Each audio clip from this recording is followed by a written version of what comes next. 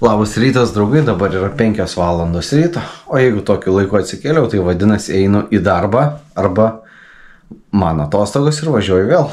Kuosi Lietuvą, Klaipėdos pajūrį, tai ką per praeitus vlogus pernai nespėjau per savaitgalį, tai per šias atostogas 4 dienas skirsiu tam. Ir vėl aplankysiu Klaipėdą, pačias tas gražiausias lankytinas vietas, kur būtina užsukti, kuriuose nebuvau arba kuriuose labai senai buvau, tai noriu prisiminti Lietuvą, Klaipėdą. Šiaip tai labai džiaugiuosi, kad per savo atostogas skyriau Lietuvai, neplanavau į užsienį kažkokios kelionės, nes irgi dabar per radiją girdžiu, kad Lenkijoje potviniai, visoje rytų Europoje potviniai iki pat Austrijos. Tai jeigu dabar būčiau pirkęs kelionę, būtų tekę cancelinti. Bet nuostabu, kad mes turime Lietuvą, turim nuostabią Klaipėdą, Klaipėdos kraštą. Tai ten ir keliausiu.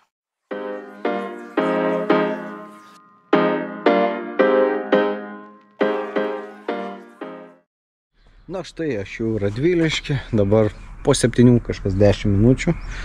Atvykome laiku, traukinys į Klaipėdą 7:41, vaikštau ant perono. Va čia iš to pirmo kelio išvyks traukinys į Klaipėdą.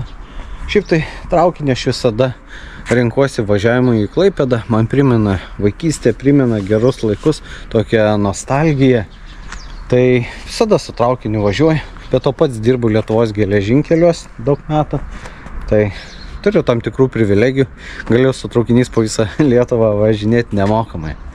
Labai geras dalykas, aišku, dabar traukinių į Klaipėdą visiškai visą dieną nėra. Tai vienintelis į Klaipėdą traukinys iš Radviliškio 7:41, tada kiti traukiniai į Klaipėdą tik tai apie 7 vakaro, kitas 9 vakaro. Ir liktai dėl eismo pertraukų, nes į Klaipėdos pusę yra statomas, remontuojamas tiltas, galbūt ir elektrifikacija vyksta, nes vyksta tokie planai, kad nuo Vilniaus nori elektrifikuoti ruožą iki pat Klaipėdos, kad galėtų elektriniai traukiniai važinėti. Tai tokie reikalai. Gražu čia, Radvilišky, toksai kaip prisiminimas miestas. Tai lauksim traukinio ir žiūrėsim. Anksti Klaipėdoj būsim apie 10 ryto. Ir čia Lietuvos geležinkeliai dar padarė tokių naujienų, kad dabar bilietų kasų nebėra. Galima bilietus nusipirkti traukinių, tokie bilietų terminalai. Iš tikrųjų labai nesudėtinga naudotis. Viską suspaudi, kur reikia, pridedi kortelę ir išlenda tau bilietas. Arba gali appsą parsisiųsti telefoną, arba tiesiog jeigu nesinaudoji kortelę, tai gali Perlas terminaluose bilietą nusipirkti. Tai irgi labai paprasta. Aišku, visą tai taupoma žmonių sąskaita, nebereikia žmonių jėgos. Kaip sakoma, visur optimizuoja procesus. Tai gražu, ramu tam Radvilišky. Tai o seniau beje irgi su traukiniais būdavo, kai tų remontų būdavo labai gera pasiekti tiesiog iš Panevėžio iki Klaipėdos, tada iš Panevėžio iki Šiaulių su vienu traukinuku atvažiuoji, maždaug pusvalandį palauki ir tada Baltija traukinys iš Šiaulių 8:30 tiesiai į Klaipėdą ir Klaipėdai būdavo į 12. Na ką, dabar yra 10 valandų ryto.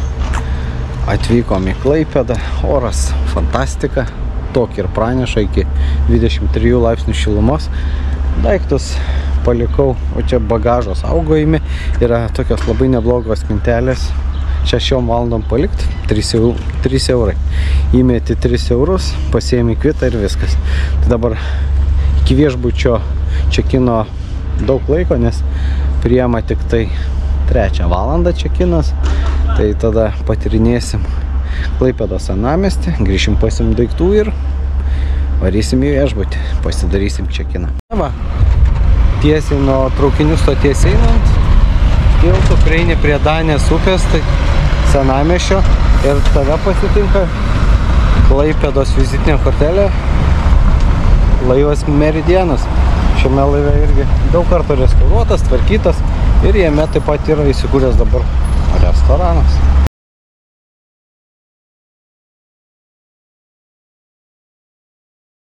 Ir visur dabar Klaipėda aplink Danės upę, gal baigėsi sezonas arba nuo sezono, tai visur tvarkosi realiai. Tai turbūt rašosi, turbūt ruošiasi kitam sezonui. Visur va, tai va. Iš visų pusių aplink laivą. Gatvėte palei Danės upę ir taip tiesiai va čia vanaisim link kruizinių laivų terminalą, matosi prisišvartavęs didelis kruizinis laivas. Ir po tas va gatvytės, va čia galima įlysti, paeikščioti, visur akmenių grįstos gatvelės, labai gražus senamiestis, tokia architektūra vokiška, nes ilgą laiką Vokietijai priklausė Klaipėda. Tai va apie va tokias va gatvytės gražias senamiesčio kalbu, akmenių grįstos. Tai pasijauti kaip kokiam Europos uoste, didmiestyje, Amsterdame, kaip kokiam smagu, jauku. Vienas gražiausių man miestų Lietuvoje. Garsusis Klaipėdos vaiduoklis prie taip pat garsaus tilto, kuris sukasi ir dabar puikiai veikia, kaip plaukia laivai. Kartais galima užtaikyti galimybę matyti, kaip persuka tą visą tiltelį. Čia prieini prie tokios prabangių jachtų prieplaukos, yra paprasti laiveliai, bet va, irgi ką tik mačiau vieną tokia irgi prabangesnė jachtą, kurią irgi gali matyti, pavyzdžiui, kaip va, per kokius amerikiečių filmus Majamyje, kai kur plaukioja. Čia va tokia, o už mano nugaros tas kalnas, o už kalną šiek tiek matosi bokštas. Tai va tą bokštą renovuoja. Čia bando atstatinėti pilį, bet aš kažkaip pernai metais, kai buvau, neužfiksavau, ar tik nesenai padarė, yra apžvalgos tas ratas. Tai vat nesuprantu realiai, ar čia nesenai, nes pernai irgi buvau birželį, jokio apžvalgos rato nebuvau pastebėjęs. Gal ir gražiai, gal ir gerai, labai gražus vaizdai.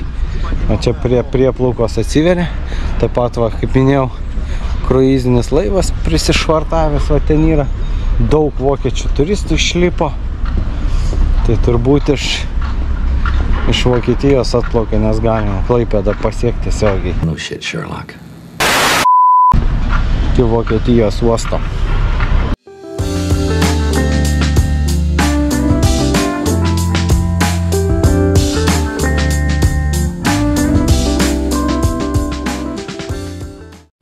Dabar esu vienoje žinomiausių Klaipėdos vietų. Ji žinoma buvo nuo to, kad vat šitam pastate, šitam balkonėlėje 1939 metais buvo atvykęs labai žymus to meto politikas, vienas garsiausių pasaulyje oratorių. Pavardės aš jo nelabai noriu minėti. Tokia juokinga šukuosena, dviem tokiais trumpais susiukais, kurio nepriėmė į dailės mokyklą. Na tai va, jis šitame balkonėlėje sakė kalbą, kadangi jis buvo ale gyrėsi labai geras oratorius. Kalba iš tikrųjų buvo nelabai vykusi. Tai va, jis čia atvyko pasveikinti Klaipėdą prie prijungimo prie nacistinės Vokietijos 39 metais.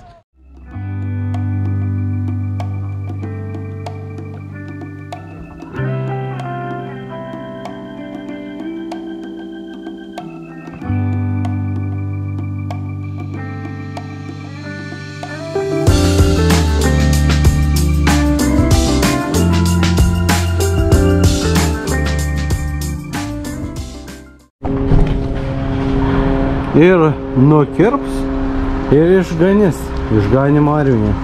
Nu ir paskui Azerbaidžano virtuvėje da pavalgys.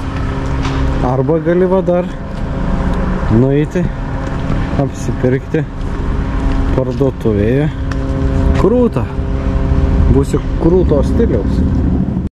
Dar va, šiek tiek toliau nuo centro senamiesčio, Taikos prospekto, tas žiedas toksai prasideda ir užtikau dar vieną įdomią skulptūrą. Čia tokia skulptūra atrodo kaip moteris laikanti 2 laivelius. Įdomu, ką ši skulptūra reiškia. Čia už mano nugaros. Yra alaus mėgėjam. Labai gerai pažįstamas pastatas, čia šalia beveik centro, Švyturio alaus gamykla, taip pat irgi bokštas padarytas kaip švyturys, graži, vyksta edukacijos ir gero alaus krautuvėlė, tai alaus mėgėjas tikrai ras ką čia įsirinkti. Va čia va paėjus toliau nuo centro, pro tą Švyturio alaus gamyklą, palipėjus va tokiais aukštais laipteliais, tai va, ten aukštais laipteliais atsiveria štai tokia labai graži panorama į Kamino, turbūt šilumos tinklų. Čia yra Klaipėdos miesto 17-18 amžiaus bastioniniai įtvirtinimai. Ant metalinės lentelės aiškiai parodyta, vat, čia yra senasis Ravėlinas, gynybos tas va griovys eidavo, kad priešam patekt būtų sunkiau.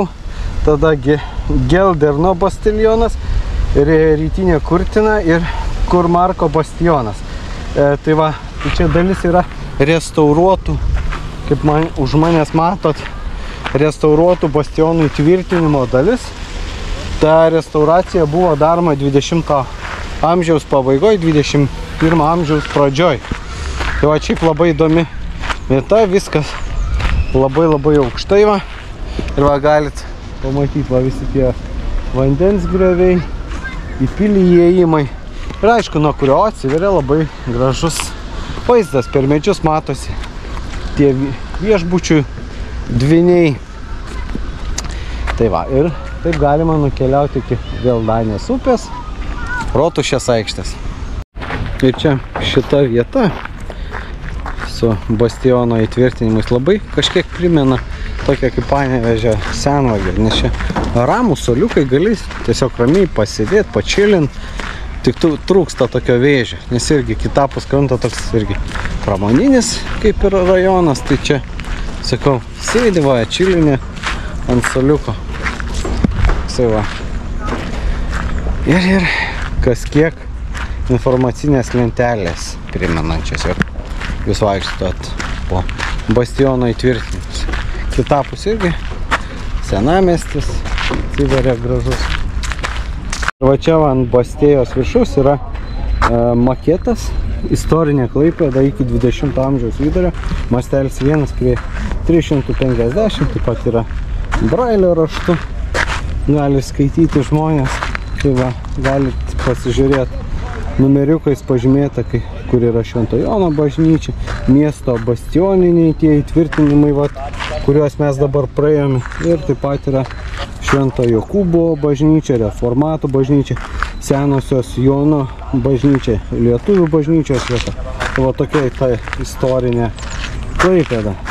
Tai va galima suskaičiuoti, nes va čia yra mastelis 50 metrų, tai va jeigu taip dėtume, galima sužinoti kokios gatvės ilgio buvo, kokie bastionai ilgio. Vat, labai graži ir informatyviai padaryta. Labai smagu tokius dalykus matyti. Nu va, ir va tai va žemyn nusileidė nuo tos Bastėjos, mes priėjom prie Danės upės krantinės. Labai gražiai sutvarkyta, labai gražus šviestuvai. Visa prieplauka sutvarkyta. Ir va tai va einam link vėl to meridiano, apsukę tokį gražų ratuką. O va čia va, šalia Danės krantinės yra autentiškai restauruotas druskos sandėlis, kuris buvo 1770-80 virš dalies Lietuvių Mikalojo bažnyčios pamatų. O 1877-74 metais druskos sandėliai įsikūrė va šitame silkių rūšiavimo ir kokybės kontrolės įstaigoje. Va šitas autentiškai pagal brėžinius, pagal tai yra architektūros šedevras, paveldo dalis.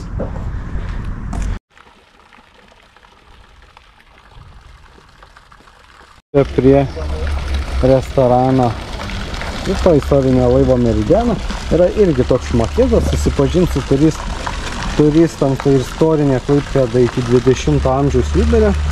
Mastelis irgi 1:550. Vat galit matyti Kuršių marios, kuri plaukimas, senoji prieplauka, kaip atrodė senoji Klaipėdos pilis, pati Danės upė, Klaipėdos senamiestis, rotušė, va tas bastionas, visas pilies įtvirtinimas, visi. Ir einant aplinkui galima matyti, kur kas buvo Biržos tiltas, Birža, pavyzdžiui, 27 numerį pažymėtas, tai yra miesto rotušės paminklas, šitas Borusija, Karlio tiltas, muitinė. Tai viskas kaip ir priklauso realiai miestui, uostui. Gražu ir smagu, kad yra tokių informacinių stendų, kur pats gali susipažinti su Klaipėda ir kur kas yra, žinau, labai lengvai. Kitapus Danės upė. Danės upės, praeis Biržos tiltą, yra štai toks paminklas. Labai gražus ir užrašas. Esame viena tauta, viena žemė, viena Lietuva. Ir ten smulkiai parašytas dar parašas. Šalia teatro. Ir prie Danės upės, štai toks lietuvių kalvių sąjunga 4 vėjai 13 metais padarė, kad nebekabinėtų ant tiltų, tiesiog galėtų kiekvienas įamžinti savo meilę, pakabindamas spyną, kai susituokia ar dar kažkas, kad turėtų kur sudėti spynelę. Labai gražus eksponatai, tai visa Klaipėda pilna skulptūrų, eksponatų, bet ko, kas metrą, kas trauktų turistams akį. Vingiuotomis Klaipėdos senamiesčio gatvelėmis atėjom iki dar labai vienos gražios vietos. Už mano nugaros gal matot, tokie ant sienų visiški meno kūriniai. Labai gražu. Čia matosi daryta. O čia toks yra. Paskui ten toliau paės. O šitas labai gražus meno kūrinys. Ir tiesiog labai gražiai išpieštos sienos. Čia dar. Ir paskui yra kur šlagbaumą, tai čia tik personalas. Tai irgi labai už mano nugaros labai nuostabaus grožio grafitis pasaka. Tuoj parodysiu jums iš arčiau šitos kūrinius.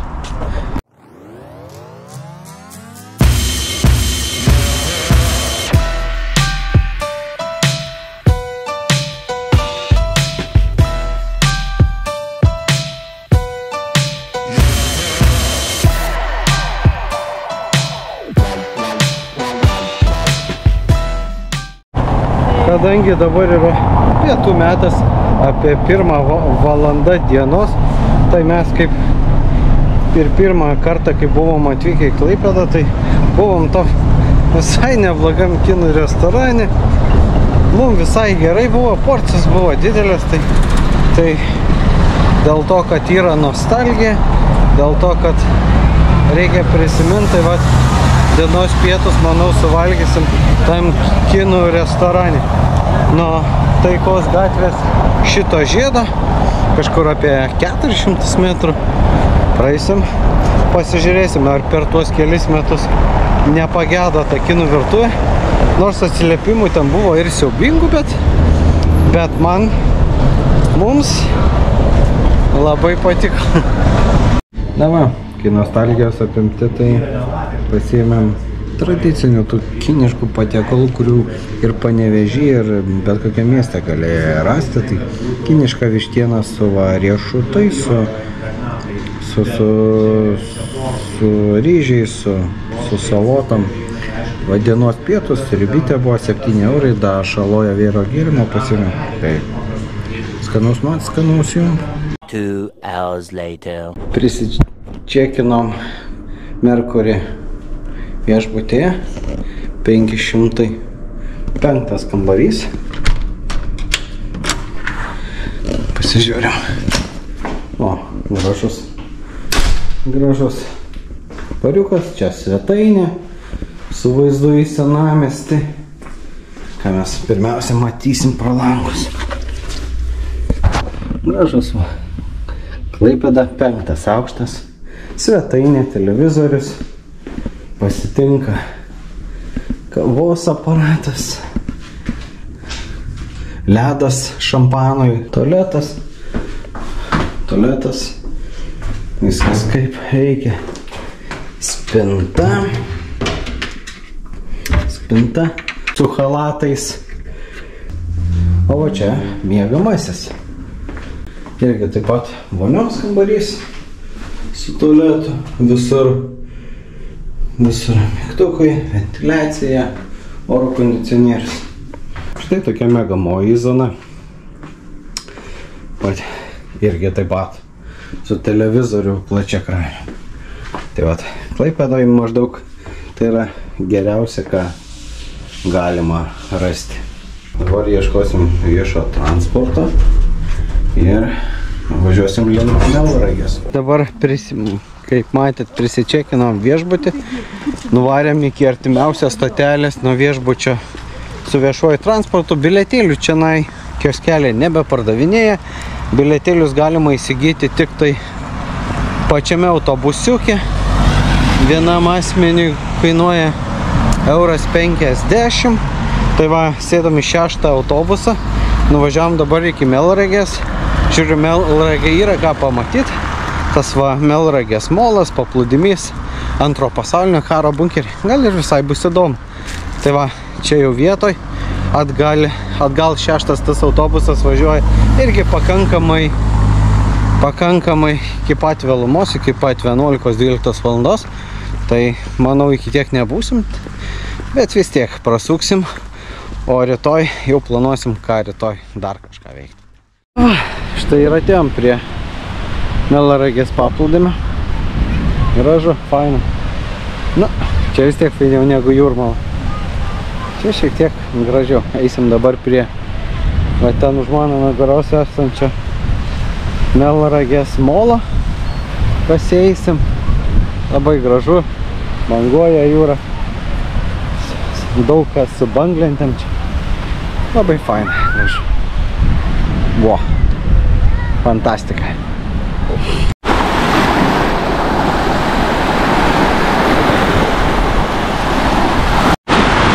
Tai faina pasibraidyti. Bet iš tikrųjų čia vanduo daug šaltesnis negu Jūrmaloj. Ant molo labai graži skulptūra. Pasivaikščiojimas su žuvim atrodo, kad žmogų pučia vėjas ir jis gaudo žuvį. Puikiai papuoštas molas. Melnragės molo gale yra labai gražus memorialas, toks inkaras apvarvėjęs, aprūdėjęs, čia gal simbolizuoja kraują ir vienu žodžiu visi, kas išėjo į jūrą ir negrįžo. Tai Budžio žuvimo vieta, Maratas 89, Andrius, Alvydas va įskrido. Čia žvakelė buvo dega, Rimantas 2005, Almantas. Tai va, toks va gražus ir paskutinė lentelė, tai yra negrįžusiems iš jūros, Minčiai, Gintarui ir Igoriui. Labai gražiai sugalvota. Tokia simboliška vieta, nes realiai čia yra vartai į jūrą, o tiem va čia va atminimas, kas negrįžo iš tos jūros.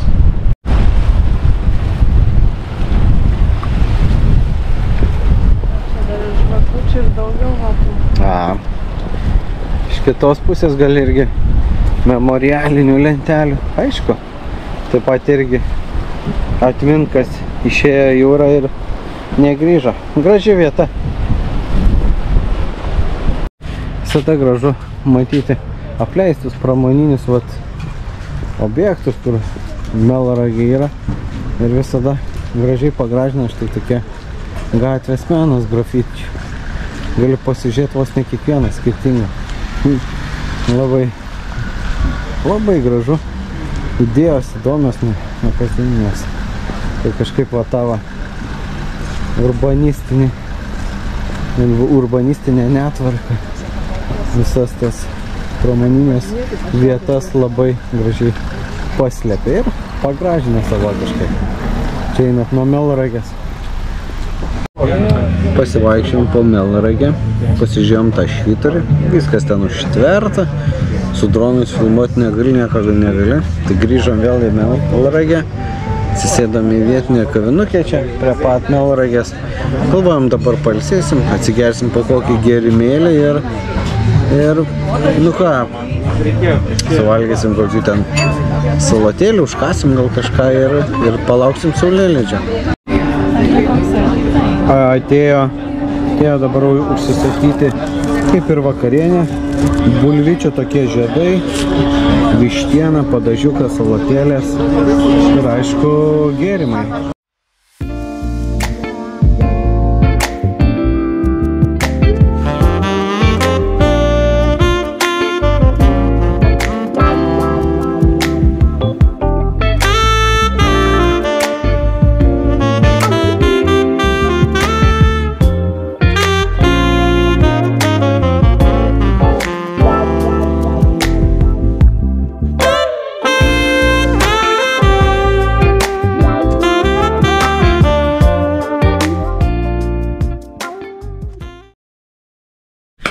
Na va, jau vakaras, 8:30 viešbutė, štai tokia pirma diena ir dabar po nedidelės sekundėlės jau atsidursim kitos dienos ryte.